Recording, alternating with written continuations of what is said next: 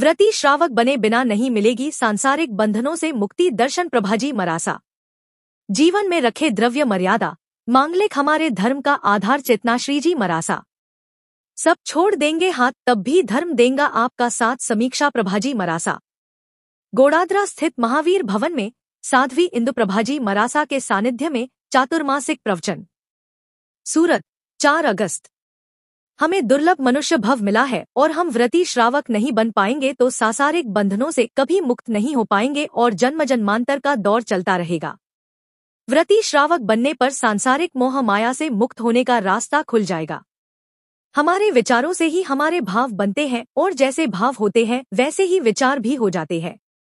भाव और विचार एक दूसरे से जुड़े हुए हैं।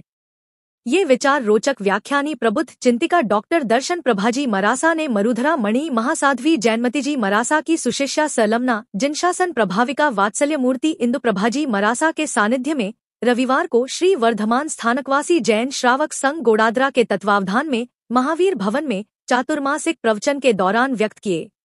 उन्होंने कहा कि पुण्य से त्याग होता है और पाप से राग होता है। पुण्यार्जन का मार्ग जिनवाणी श्रवण भी है।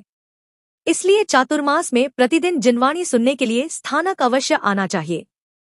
सामायिक करने की प्रेरणा देते हुए कहा कि एक आसन पर 5 सामायिक करने से एक उपवास का फल प्राप्त होता है। धर्मसभा में आगम मर्मज्ञ डॉक्टर चेतना श्रीजी मरासा ने मांगलिक के महत्व पर चर्चा करते हुए कहा कि गुरुदर्शन करने के बाद ही मनों में पानी लेना चाहिए। उन्होंने सभी को संकल्प दिलाया कि मांगलिक श्रवण किए बिना पानी नहीं पिएंगे।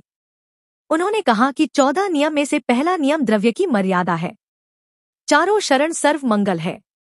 उन्होंने युवाओं को धर्म से जुड़ने की प्रेरणा देते हुए कहा कि जब भी गुरु चरणों में जाएं भीतर से खाली हो जाना चाहिए और विनय से भर जाना चाहिए। जब भी साधु भगवंत घर पर गोचरी लेने के लिए आते हैं तब हमें मांगलिक के लिए नहीं कहना चाहिए। मांगलिक श्रवण करने के लिए गुरु के पास जाना चाहिए।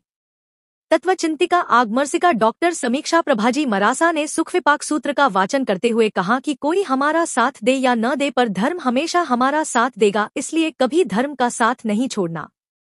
धर्म की जड़ें हमेशा हरी रहती है, वह कभी नहीं सूखती है। वनस्पति अपने आप में एक जीव है, ऐसे में अपनी आत्मा को हरियाली बनाओ तो उसका लाभ ब्याज सहित प्राप्त होगा। जिसकी आत्मा सदा हरी भरी निर्मल पावन रहेगी वह सदा धर्म की राह पर चलेगा।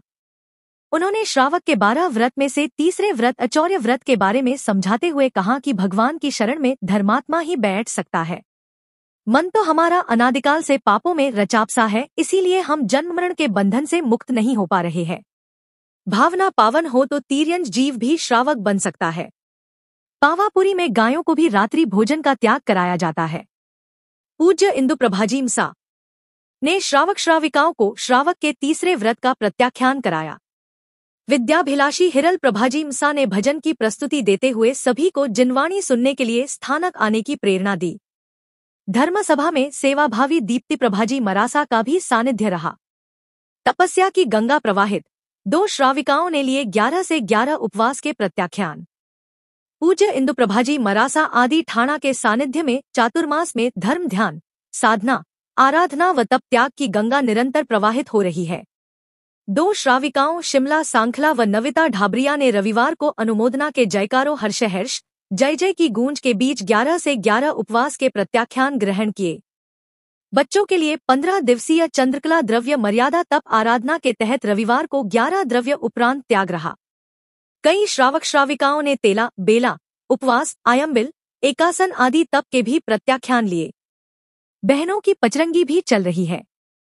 सभा में भीलवाड़ा से पधारे नवर्तन मलजी बाफना, सुमेरपुर से सज्जनराज जी गुगलिया, महाराष्ट्र से भीमराज जी जैन, बड़ू से सुभाष जी कुचेरिया, गायककार पवन जी दत्त सहित सभी अतिथियों का स्वागत श्री संघ एवं स्वागताध्यक्ष शांतिलाल जी नाहर परिवार द्वारा किया गया।